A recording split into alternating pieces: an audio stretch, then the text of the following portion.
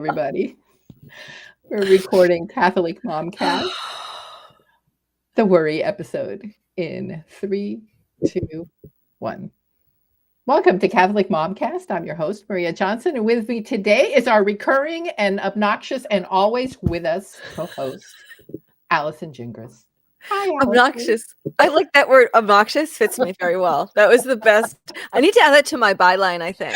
I think that fits me well. Oh my gosh, we were leading into the recording laughing, and so that's never a good way to start. That means that the show is going to be a hot mess. But welcome to our hot mess at Catholic Mom. I want to meet the person, the woman, the mother that's not a hot mess. Like I want to meet her because I'm pretty sure she's a unicorn. Yeah, I think so too. It doesn't get better. You always think, oh, it's going to get better. No more of these poopy diapers. And no, then they throw up in the backseat of the car. Oh, then then you have 40,000 after school activities. Then they grow up and they really scare you. Right. Because they grow up. Because then your heart drives off in your car.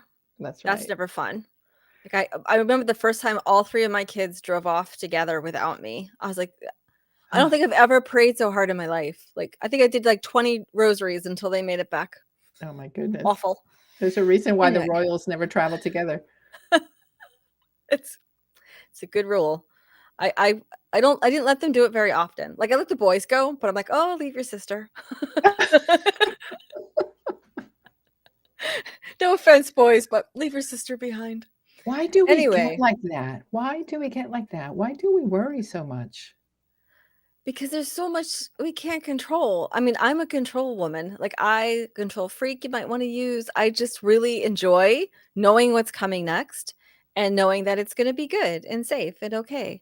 And when I can't, that's when I get worried because that's life, right? Like that's part of having faith because without having faith and having Jesus and God who is like in control and knows what's coming next, like I would have absolutely no ability to function, I think, without faith. I mean, I could say that for real because at one point in my life I had almost no ability to function because I didn't have Jesus and all I did was worry. But today we're not talking about that kind of worry, though I think at some point we should today, but we'll bring in an expert for that. Today we're talking about that regular, ordinary, I'm a mom and I worry kind of worry. Yeah, it's a real thing. It's a real thing. And it starts immediately. It starts immediately from the moment that you find out that you're pregnant. I don't know. Did you ever like stick your face in your baby's face, in your newborn's face to see that they were breathing? Oh my goodness. All the More time. than once. Finger under the nose. Hand on the chest. Watching them breathe. I still do that. But now I do it to my husband.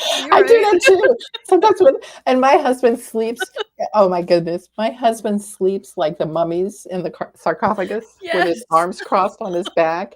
And I'm like, can you not do that? Can you sleep on your side or something? And then I just get an ugly look. My husband wakes up every day like 4:30 easily, 5 o'clock if he's sleeping in. If he's in bed beyond that, I am absolutely finger on the nose watching they breathe. I'm like, are you all right? Oh my goodness. You okay? Yeah. So you never stop worrying about them. So we're going to be looking at some articles today, Maria, that I'm pretty excited about. Do you want to start with Anatomy of Worry by Joanna Stamps, so these are articles that you can find on catholicmom.com from our amazing contributors. And go ahead. Oh, I'm sorry. I'm really just enjoying digging into the archives. Yeah, me too. This Catholic Mom has been around, 20 plus years? Yes. And that's a lot of incredible wisdom just sitting out there. I think obviously we continue to share new and fresh thoughts because the world changes, but our hearts don't change. Mothers don't really change. And so I love dipping into that wisdom that comes on our catholicmom.com archives. But she starts the article with some Psalms. And one of them that really struck me, I love the Psalms, but this one really struck me, Psalm 13. And it repeats over and over again the words, how long? How long will you forget me? How long will you hide your face? How long will I wrestle with these thoughts? How long until you give light to my eyes? Mm. And I really sat with those, and I think this is how I talk to God. He's like, "I'm right here. I've not forgotten you. The light is there. You're just refusing to see. Take off your sunglasses." Like, you're wrestling with that thought because you don't like my answer. This Yeah. is how I ruminate. She used the word rumination. I'm like, yeah, I'm a ruminator, hamster wheel kind of girl. Yeah, the problem with rumination is that you fall into it becomes a cycle.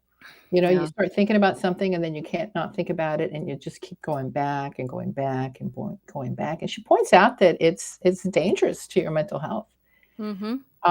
And it can really well, it can really put you in a hole, and then it just adds a whole other layer of problems later on when you regret all the time that you wasted or spent in that dark place. Yes. And we're not talking about depression here or anything of that nature. Although further on in our conversation, um, we probably will touch on that. But rumination is just a bad scene, Yeah. because you just get caught into a cycle where you just can't break out of that worry, break out of those thoughts. The intrusive thoughts, I think, are the ones that are really, really damaging and Yeah. scary to us. I like how she reframed it. Like, look at it like the Mhm. reflection is a healthy self-awareness. Yes. It's looking at the situation for where it is and bringing God into it. And I actually added in my notes here and bringing in belly breathing. I've been really working on breathing better. And because I didn't realize I live in a state of fight or flight, which is also not healthy for your body or your mental health. And so something as simple, I've been doing a lot of research on it, and something as simple as learning to breathe from your belly. Um, when I because if you're breathing shallow, your body that's a telling your body like you're in trouble and there's something bad happening because you're hyperventilating. And we don't do it on purpose. We've just become that kind of society where we don't relax, we don't breathe. So it was so amazing to me just to start this very conscious belly breathing, which I think I now do more unconsciously. But when I started to breathe, I can then think clearer. And that has been helping me get off my hamster wheel of trying to solve the world in my head. And that does all the world's problems, all my family's problems, all in my head. And, worry is not an action verb that Mhm. gets something accomplished. That's right. That's right. Well, you're a big fan of the Psalms, and in Psalm 46 we say, "Be still and know that I'm Mhm. God." And I have found that in the times of worry, and it always hits me like at 2 o'clock in the morning. When I wake up Yes. from what I thought was a sound sleep, and not really. I was not sleeping soundly. I was ruminating in my half sleep state. And I have found that turning to prayer, even if it's just grabbing the rosary that's on my nightstand and starting it and maybe not even finishing it and maybe not even getting through the opening prayers, but it's amazing Yeah. what that um, what that rote prayer can do, Yep. and holding on to feeling the crucifix or feeling the beads in the rosary that just calms me back. But I take it to I it took me a long time to get there, but I've taken my worries to prayer. I was in some of my research on this breathing. I did find an article about how the Hail Mary um, it gives you box breathing, which means like as Really. you're reading, as you pray the Hail Mary, the way that the cadence of it, you can do Hail Mary, full of grace as you're breathing in, and then you breathe out. You do the second half of that, and then the next part, Hail Mary, full of grace, the Lord is with thee. Blessed art thou amongst women. Like you can, there's like a 4 parts to it that you can breathe in and breathe out, and I find that the words of the Hail Mary get my brain occupied, and then the breath brings my body down. And they both just work together so beautifully. The Psalm 46 made me think of it because yeah, easy for me to say. Psalm 46 does the same thing. Be still and know that I am God. So be still and know, and then breathing out that I am God. And I just repeat that. Like those are my mantras, like over and over again. Like, be still and know that I am God. You I know meaning not me. I read somewhere that if you saying the word Yahweh without the uh, not consonant, but without the vowels is Oh, breathing in and out. Yahweh, just Yahweh. Anyway, interesting. interesting. Very. So I really liked this anatomy. Yes. Anatomy, Autonomy. Allison. Oh, anatomy. Anatomy. Not even close to the word of worry by Joanna was very helpful. The next one that I stumbled across in our archives was stop borrowing worry. This one really spoke to my heart, and that was Jenny Koshis. And in it, she says, like, we worry about the things that could probably happen, probably won't happen. And I laughed and I thought, well, that's my superpower. I can jump to the worst conclusion in a single bound. Like, if I can't use my superpower, like, Allison. Allison, it's a true story. we're a hot mess. I need a cape. A cape. Well, what does it mean to borrow hope? Or to borrow worry, I should say. Well, I took it that it means that we worry about the worst case scenarios, like Is right that where what it is? Oh, okay. like the future. Yeah. So we kind of get ourselves wrapped into what might happen. The scriptures tell us like tomorrow is sufficient for itself. So we're borrowing worries. And it could happen. I wrote down the note. It could happen because it once happened, but it's not likely to happen. Like I like that. for me, that's how I struggle with like, well, that person, found a lump and it was breast cancer and now they're gone. Like yes, that can happen. And yes, you should be checking for that, but that doesn't happen to everybody. And worrying about it doesn't make it not be there. Like to be able to be like, I'm going to worry about it when the doctor then examines it, like not get ahead of myself worrying, like let myself take one step at a time. And the same thing with like not letting my kids go out all together in one car because one time a family of kids set off to McDonald's and never made it back because they had an accident. Like that's borrowing that worry. Like I can't let them go together or spend the whole time that they're gone instead of enjoying my alone time. So Oh, sure, sure. Okay, so then how do we turn that around? Because I think the question that I wanted to ask you was how do we borrow hope instead and replace that borrowing the worry? How do we borrow hope? that's a great question. Do you have a good answer? Because Um, I'm good about the worry part. I'm you're hoping you're going to good jump in about with the the hope worry part. part. I I do borrow hope. And I think that a lot of it has to do with temperament. I'm just not. My first reaction is not to worry. I do worry, and I think that I have healthy worry. Um, but when something has been so very very close to my heart, um, especially maybe some kind of suffering that a loved one is going through, Mm, then yes, the I do borrow the worry for sure. But I like to borrow hope, and the recommendation that Ginny has for this is to remember that ultimately God is in control, which is, I think, sometimes for many of us in some circumstances hard to do. You right. know, I Because, mean, Padre Pio told us not to worry. yeah, pray, It hope, don't worry. Worry That's is right, useless, was exactly what he said. exactly. But Um, so here's where I have a trouble, and I'm just very honest. But like we know that there's free will, and we know that God doesn't bring bad, but He allows the bad. And I guess the letting know that God is in control is also knowing that anything that He allows, He then also promises to bring some ultimate good from it. Romans 8:28. That's His beautiful promise, and that anything he allows is to sanctify us. It's to help us to grow in holiness so that we can be with him forever in heaven. And I guess it goes back to that reframing again. That must be my word of the podcast. If you're sipping tea, for every time I say reframe, it's time to sip.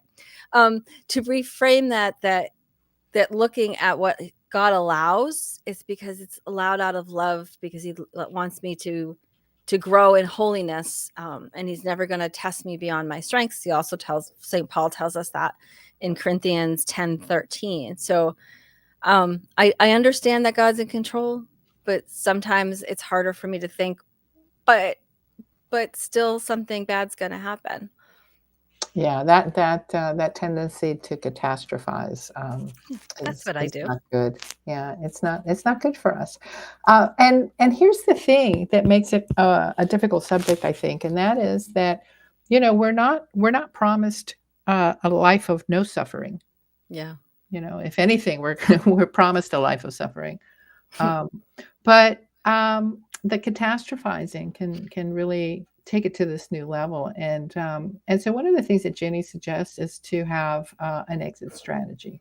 Hmm. And I found that to be interesting because you need a support group first of all, and I think that part of the letting go of worry or soothing the worry or managing the worry can be sometimes managed in a tight uh, support group. Yeah. Do you have a girlfriend that you can just unload all of these worries onto, and isn't going to be the person that is going to solve it. I love those conversations that my husband sometimes says to me, do you want me just to listen or do you want me to help you fix it?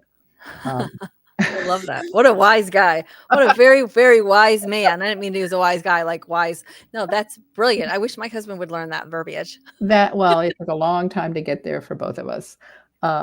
But it is very helpful because sometimes I just want to unburden myself of the worry, and just to have sometimes just saying it to another human being, Yes. and to have them just listen to it, just to listen to it. I don't want you to fix it. I just want to feel seen that this is what's happening. Um, And so I've I think that that's useful. and I found that like in my head in the darkness, I think it gains weight and legs that it shouldn't have, that it doesn't need, that it's not the truth. Like, and I think about who's the prince of darkness, right? That's the devil. And if I keep it to myself, I keep it in the dark of my mind. Um, that's where I can really it again gains a life of its own that it doesn't deserve. But when I speak something out loud, I think of Electric Company for those of us in the 70s who were children. When the words are coming out of my mouth, they're being brought into the light, and the prince of light is Jesus, and there's the truth. This is when light, the light of the truth can be shed on it. And sometimes it's just the saying it out loud, and my own ears hear it, and I'm like, oh, okay, out loud. That isn't making sense to me. But Yeah, also it's saying it out loud and having really good girlfriends who can kind of raise one eyebrow at you and go, okay, this isn't typically how you sound, or let me repeat what I heard you say. And it's just really beautiful to have I, not just a friend to bounce this off of, but I love having my godly friends who are going to give it to me with a lens of faith and the that's lens of being a friend of Jesus. They're not going to let me go further down into that dark hole, but they're going to lift me up just like Jesus wants me to be lifted. That's right. And then there is the very sage advice at the end of the article where Jenny says, sometimes this is just out of our ability to manage, and it would be a good time to perhaps see a therapist.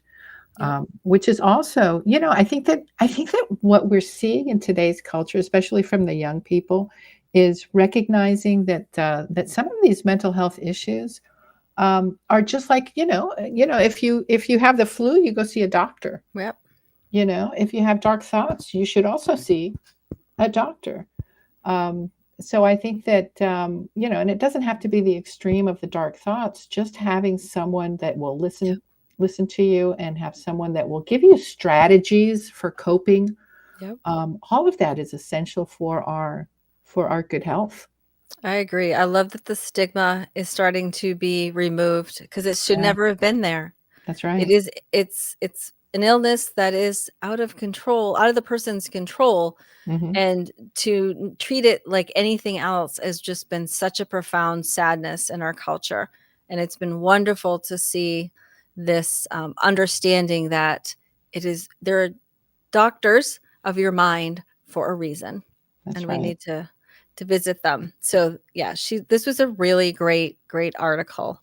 Um, the That's other right. one that we jumped into was tips on avoiding worry. Yeah, by good luck. Catherine. Yeah. I give Catherine Swigert a little bit of credit, though, for trying. She gave me a lot to think about. That mind chatter. I can't read my own notes. Oh, that thoughts That matter. your That's thoughts it. matter. Yeah. Yep. I just didn't cross my T's. Yeah. That mind chatter. Your thoughts matter. That's Well, it is chatter. The worry is just meh, meh, meh, meh, meh, meh, meh, meh, sitting in the back of your mind. And I love that she provides us with a list of strategies to yeah. and I think it's not an accident that you said chatter because I think that's what worry is sometimes. Yeah. And she goes on to say, there's some things. There are some things here that I actively do. Number one is I try to be thankful. I try to be Mm. thankful throughout my day, not just for the big things, but for all the little things. And it's amazing what having an attitude of gratitude. Oh, I didn't mean to do that, Oh, but I love there you that. go. No, I love that. You go, girl. Man, so many years ago, Matt Swain put out on Twitter back when it was Twitter the grateful tweet, and Oh, um, yeah. and the first tweet of the day from him is something that he's grateful for, and it's never anything big. It's always I'm grateful for the alarm going off. I'm grateful for that cup of coffee that I had. I'm grateful for hitting all the green lights on the way to work. I'm grateful. It's Yeah. it's little things, and starting the day off with that gratitude um, really, I think, makes a big difference in how you set the bar for the day. There was a time where grateful journals were a huge thing, that everybody had a grateful journal, and in it they would put like 3 things each night that they were grateful that happened during the day. And I kept one for a little while, and it really was good. At the end of the day, as you're doing your examination of conscience, when you're looking at the things I did do and things I didn't do, that and making that plan for tomorrow to do things better, I'm giving my little act of contrition and saying, Lord, I'm sorry. Like I know that through your grace, I can do better tomorrow. Was to also, because I could get a little scrupulous, like I could get a little caught in my own, like I did all of this things wrong, and getting stuck in my regret world, was to say, but here's some things that I did do well, or that I can be grateful for. And sometimes the biggest mistakes in my life I've ever made have been the things I'm the most grateful for, because maybe they happened before something even bigger happened, or they made me a better person. And being a better person is not a bad thing. Never, never. One of the other things that she suggests is to connect with nature. Mm. Which, listen, you know me. You have seen me physically in person. I do not look like a hiker. I don't. I don't. But I have joined a hiking club. Fun. Yes, to get out in nature. Oh, one of my favorite things to do is there's a beautiful park where the falls up about where the Potomac is born, I guess, where the Potomac comes down into the Washington D.C. Area, and it's an hour's drive to get to it, and it's about an hour's walk round trip on the Nice. hike. So for just a few hours in the afternoon, I disconnect, and there is no cell service in Nice. that park. So I am not connected to the doom scrolling that we are so caught up into sometimes. That is fantastic. My husband and I try to hike a couple times a week, and one of the things is that I leave my phone at home, or I leave it in the car when we're hiking. Um, and there'll be sometimes I'll see something I want to take a picture of, but 99% of the time, I think I can live without that picture. I'm just going to remember it with my own eyes. And you Mm, can also, I feel like when I'm outside and I'm looking at something through my own eyes lens and not through my camera lens, um, yes. I see differently, and I see it and it just gives me a whole new perspective. No pun intended, but I get more curious. And being curious when you're outside is such uh, um a freeing thing. I think we've forgotten to be curious in our world. Like once I was walking and I saw a tree, and just like one leaf had turned colors and the rest of it was all green. And it just amused me. And to this day I still think about, and I asked the Lord, like, why that one tree? He did not answer me, Maria. He couldn't tell me why that one leaf on You that didn't tree. get the email, huh? I didn't. He's probably like, go look it up. It's science. But he's like, I've had people teach you these things. Go look it up. But just to be curious, like, Lord, why are clouds different shapes? And Yeah. why is that caterpillar so fluffy like an eyebrow? What are you thinking, Lord? Oh, it's beautiful. I mean, nature's beautiful. Well, listen, I'm going to give you an opportunity to fangirl your boy, Fulton Sheen, or fangirl your big boy, Venerable Patrick Peyton. I'm going to go with the big boy. Yeah. My father, Patrick Peyton. Then if you're watching a video, he is the cartoon over my shoulder. The rosary priest, I blessed to work for his ministry, Family Rosary, which Catholic Mom is a part of. And her advice was to pray the rosary. And the reason that this, and I'm actually reading another phenomenal book right now by Gary Jansen from Loyola Press called The Healing Power of the Rosary. And in this book, he just dives into all of the different ways this particular prayer, the rosary, is so healing and so helpful when you are worried. Like just the tangibleness of it. I was thinking about in the 70s, right? I used to have a worry stone. Everybody had a worry stone. Well, this is like 50 worry stones, and they actually do something because as you rub them, you are praying. And sometimes I hold on to my rosary, like holding Mary's hand. But the repeating of the prayers kind of get you out of your own mind and into this this place where you're just connecting with God, who can answer these things and give you that peace that you're seeking. So what made you think of Fulton Sheen? The quote that's in the article is from Fulton Sheen. He says, "The rosary is the best therapy for these distraught, unhappy, fearful, and frustrated souls, precisely because it involves the simultaneous use of these powers: the physical, you were just talking about the feeling the Mhm. rosary, the vocal, and the spiritual, and in that order, right? That we touch first and we speak next and we surrender finally." And I think that that's such Mhm. a fabulous way to just distill how prayer works, and particularly prayer like the rosary, where you're using a sacramental to help you Yeah. to focus. Yeah, I think that that's powerful. You know, one of the things that I find very interesting about today's world and the focus on science is how science corroborates what the church has always taught. Yeah. That is fascinating. Yeah.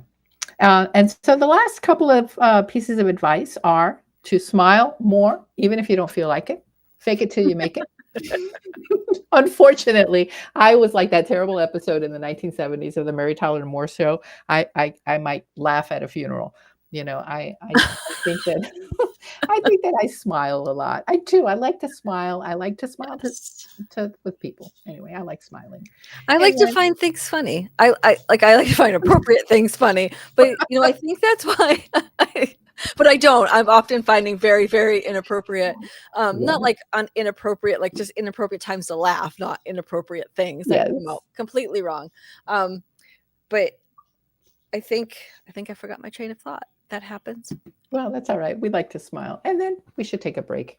You know, sometimes taking Oh, a break. Who was it? Was it Thomas Aquinas who said, take a nap, take a bath, or have a glass yes. of wine?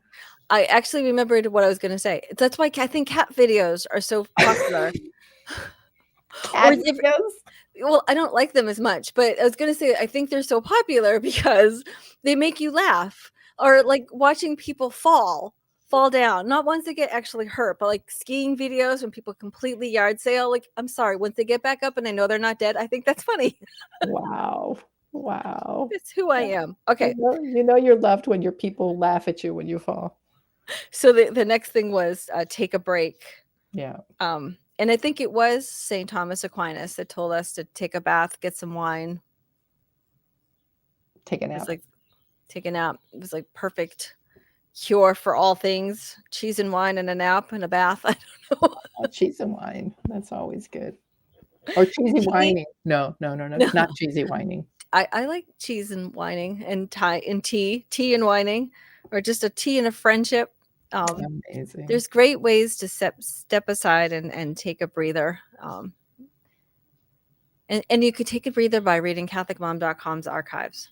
That's right. How's that? That's a good wrap up. Yeah, we'll stop there. Well, thank you. Thank you so much, Allison, for joining us today with your wisdom from the past.